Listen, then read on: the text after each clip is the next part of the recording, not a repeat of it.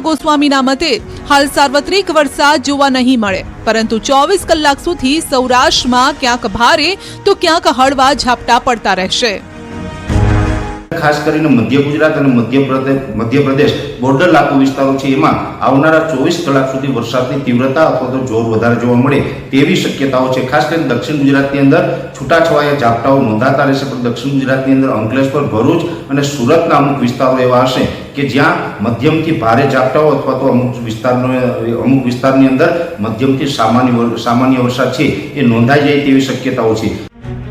તો સૌરાષ્ટ્ર કચ્છમાં આગામી 3 દિવસ વરસાદની આગાહી છે, જ્યારે કે 2 દિવસ ગુજરાતમાં ભારેથી અતિ ભારે વરસાદની આગાહી છે। હાલ રાજ્ય પર 2 સિસ્ટમની અસર થઈ રહી છે, એક તો સાયક્લોનિક સર્ક્યુલેશન અને બીજું બંગાળની ખાડીની સિસ્ટમ, જે રાજ્યમાં વરસાદી વાતાવરણ ઊભું કરી રહી છે। જો કે આ વર્ષે રાજ્યમાં 29% વધારાનો વરસાદ પડ્યો છે, જ્યારે કે સૌરાષ્ટ્ર કચ્છમાં 84% વધુ વરસાદ થયો છે। આવામાં 3 દિવસ હજુ પણ ભારે રહેવાના છે। દાહોદ અને મહીસાગરમાં અતિ ભારે વરસાદ સાથે ઓરેન્જ એલર્ટ છે। અરવલ્લીમાં પણ ઓરેન્જ એલર્ટ છે, તો અરવલ્લીમાં અતિ ભારે વરસાદની આગાહી છે। બનાસકાંઠા, અરવલ્લી, પંચમહાલ, વડોદરા, ભરૂચમાં પણ વરસાદની આગાહી છે। उसमें heavy to very heavy rainfall warning Gujarat region के लिए दिया गया है D1 D2 में। इसमें mainly eastern parts of central and north Gujarat region की जो डिस्ट्रिक्ट्स है उसमें रेनफॉल एक्टिविटी ज़्यादा रहेगा। જો કે બંગાળની ખાડીમાં જે સિસ્ટમ બનેલી છે તે વધુ મજબૂત છે અને આવનારા સમયમાં પણ તે વરસાદ લાવતી રહેશે। પરેશભાઈનું માનીએ તો હાલ જે વરસાદ વરસી રહ્યો છે તે રાઉન્ડ 3 દિવસમાં પૂરો થશે, એટલે એવું ન માનવું કે વરસાદ રોકાઈ જશે, પરંતુ 5 દિવસના વિરામ બાદ ફરી વરસાદનો નવો રાઉન્ડ શરૂ થવાનો છે, એટલે કે સપ્ટેમ્બરના મધ્યમાં પણ ઝાપટા તો તે લાવતો જ રહેશે। અને આ અત્યારે જે સિસ્ટમ છે એ પણ બંગાળની ખાડીમાંથી આવી છે। આ જે 9 તારીખે રાઉન્ડ પૂરો થાય એ પછી પણ લગભગ 4 અથવા તો 5 દિવસનો ગેપ મળશે, ફરીથી પાછો વરસાદનો રાઉન્ડ આવી જશે, કેમ કે આવતીકાલથી બંગાળની ખાડીની અંદર ફરીથી એક નવી વરસાદી સિસ્ટમ બનવા જઈ રહી છે। એ વરસાદી સિસ્ટમ છે એ કદાચ વેલમાર્ક લો પ્રેશરની કેટેગરી સુધી પહોંચે તેવી શક્યતાઓ છે। પણ આ સાથે ખેલૈયાઓ માટે એક માઠા સમાચાર આવ્યા છે।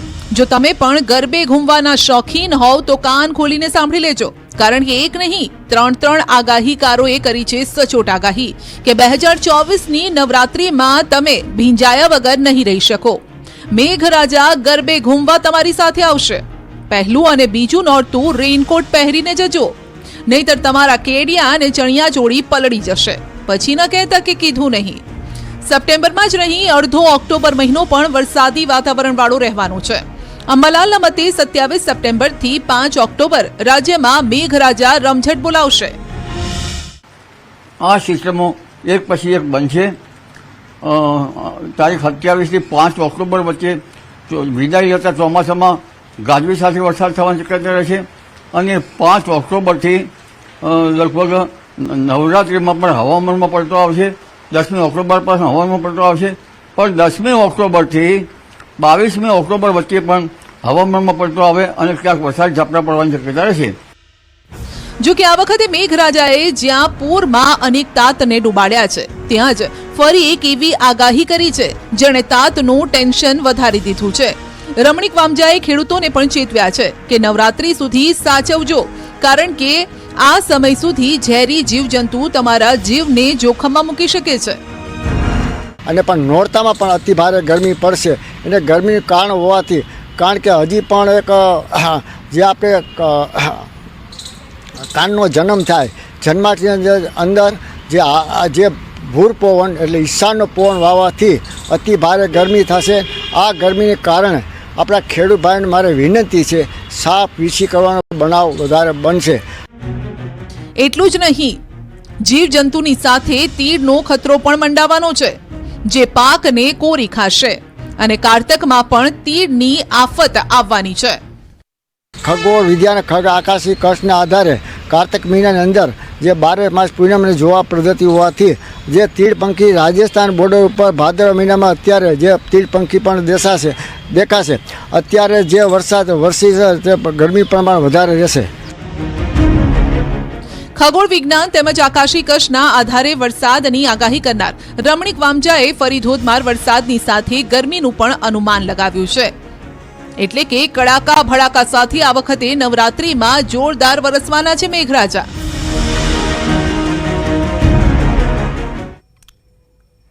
વરસાદ નહીં છતાં હજુ પણ ઘણા ભાગો છે તરબોળ. આણંદના બોરસદના બદલપુર ગામમાં હજુ પણ ભરાયેલા છે પાણી. 10 દિવસ વીતવા છતાં પાણી નથી ઓસર્યા. ગામના મુખ્ય માર્ગો પર હજુ પણ 1.5 ફૂટ જેટલા પાણી રસ્તા પર ભરાયેલા છે. વિદ્યાર્થીઓને સ્કૂલ જવા માટે હાલાકી થઈ રહી છે. ગામનો મુખ્ય કાંસ પુરાઈ જતા આ સમસ્યા સર્જાઈ છે. 10 દિવસ બાદ તંત્રએ કાંસ ખુલ્લો કરવાની તજવીજ હાથ ધરી છે.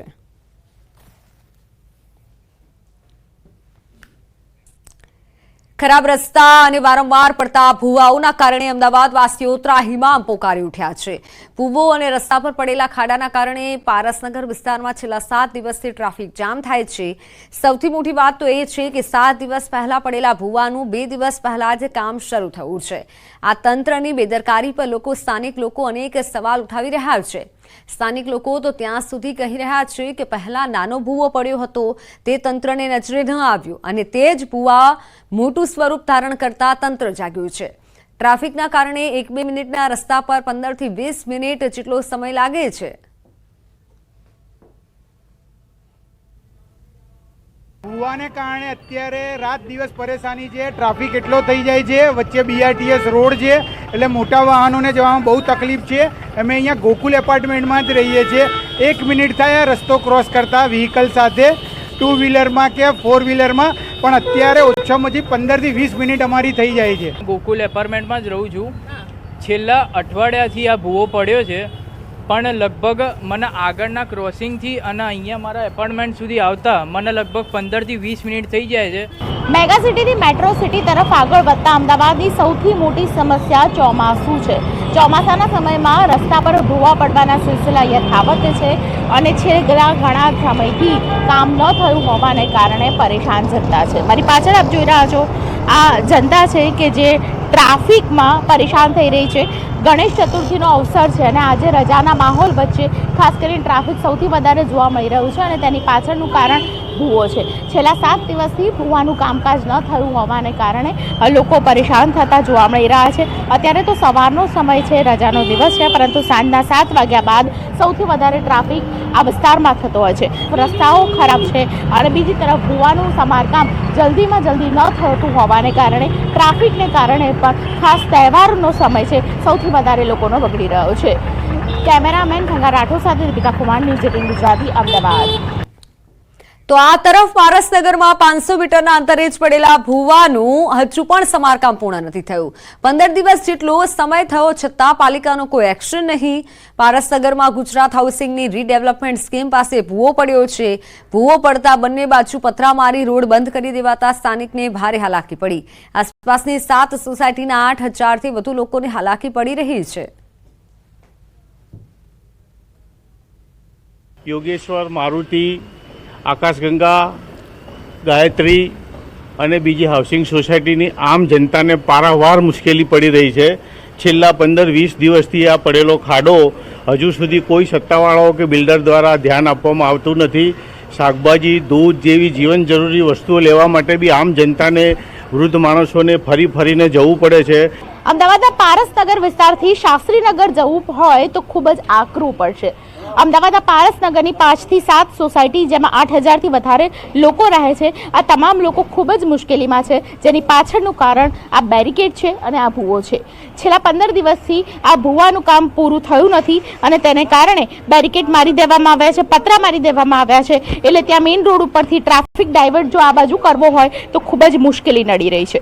બીજી તરફ આપ જુઓ તો ખાસ કરીને કામ ચાલી રહ્યું છે અને આ કામ કન્સ્ટ્રક્શનનું છે, બિલ્ડિંગ બની રહી છે અને ઘણા લોકોનું કહેવું છે, સ્થાનિક લોકોનું કહેવું છે કે બિલ્ડરની બેદરકારીને કારણે આ ભૂવો છે તેનું સમારકામ થતું નથી. પતરા મારી દેવામાં આવ્યા છે, પતરા હટતા નથી અને છેલ્લા 15 દિવસથી ચોમાસાના સમયમાં લોકો પરેશાન થઈ રહ્યા છે. લગભગ 8000 લોકોની વસાહત ધરાવતો આ જે વિસ્તાર છે તેમાં સૌથી વધારે મોટી સોસાયટી છે તે આકાશગંગા, યોગેશ્વર, ગાયત્રી, મારુતિ, આ 4-5 સોસાયટી એવી છે કે જેમાં સૌથી વધારે લોકો રહે છે. આ રોડનો રોજિંદો તેઓ ઉપયોગ કરતા હતા, પરંતુ છેલ્લા 15 દિવસથી ભૂવા પડવાને કારણે કોઈપણ પ્રકારનું સમારકામ ન થવાને કારણે આ પ્રકારની પરિસ્થિતિ છે. અમદાવાદ મહાનગરપાલિકા દ્વારા પણ આ ભૂવાનું સમારકામ કરીને પતરા હટાવવામાં નથી આવ્યા. તેના પરિણામે છેલ્લા 15 દિવસથી લોકો છે, 8000 લોકો છે, તે પરેશાન થતા જોવા મળી રહ્યા છે. કેમેરામેન નિલેશ સોસા સાથે દીપિકા કુમાર, ન્યૂઝ 18 ગુજરાતી, અમદાવાદ. તો સમાચારોમાં હાલ બસ આટલું જ. રજા આપશું. નમસ્કાર.